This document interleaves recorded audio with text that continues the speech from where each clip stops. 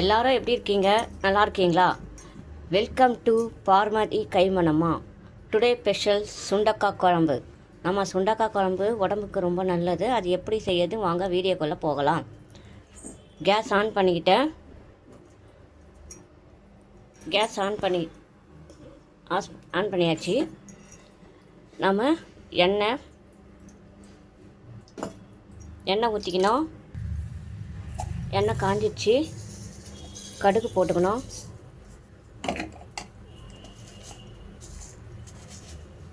வெந்தயம்,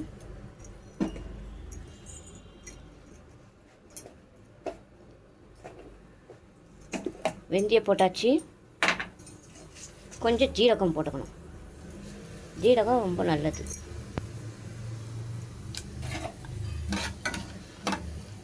ஆயிட்டோன்னே வெங்காயம், தக்காளி, பூண்டு, கருவேப்பிலை போட்டு வதக்கிக்கணும்.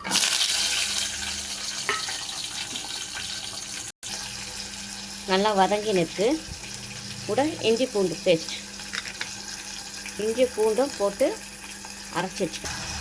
நல்லா வதங்கினுக்கு எண்ணெய், கடுகு, வெந்தயம், சீரகம், வெங்காயம், தக்காளி, கருவேப்பிலை, பூண்டு, இஞ்சி பூண்டு பேஸ்ட்டு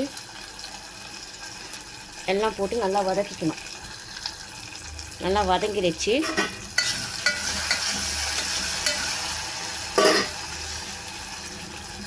இப்போது நாம் சுண்டைக்காய் போட்டுக்கலாம். சுண்டைக்காய் போட்டு நல்லா வதங்கணும்.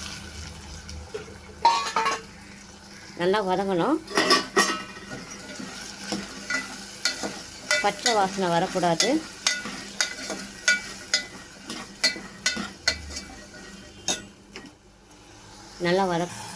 நல்லா வதங்கின்னு இருக்குது.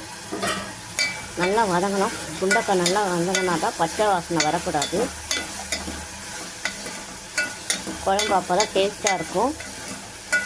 சுண்டைக்காய் ரொம்ப நல்லது, சுகருக்கு ரொம்ப நல்லதுங்க.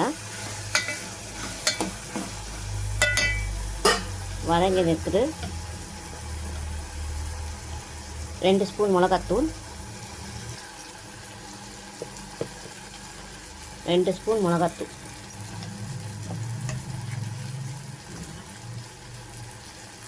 மஞ்சத்தூள்,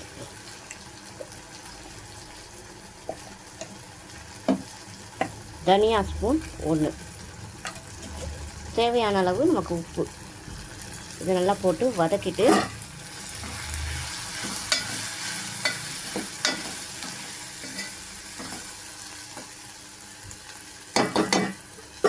புளி கரைசல் எடுத்து வச்சுருக்கேன். அது புளி கரைசலை எடுத்து ஊற்றிடணும். குழம்பு நல்லா சுண்டின உடனே உங்களுக்கு நான் காட்டுறேன். சுண்டைக்காய் குழம்பு எப்படி இருக்குது பாருங்கள். வீட்டில் எல்லோரும் ட்ரை பண்ணுங்கள். நல்லது, உடம்புக்கு ரொம்ப நல்லது. சுண்டைக்காய் நல்லா வாஷ் பண்ணிவிட்டு நல்லா வதக்கிடுங்க. வெங்காய தக்காளிலாம் போட்டு பச்சை வாசனை வரக்கூடாது. ரொம்ப டேஸ்டியாக இருக்கும். வீட்டில் எல்லாம் ட்ரை பண்ணி பாருங்கள். லைக் பண்ணுங்கள், ஷேர் பண்ணுங்கள், கமெண்ட் பண்ணுங்கள், சப்ஸ்கிரைப் பண்ணுங்கள். ஓகே, பாய்.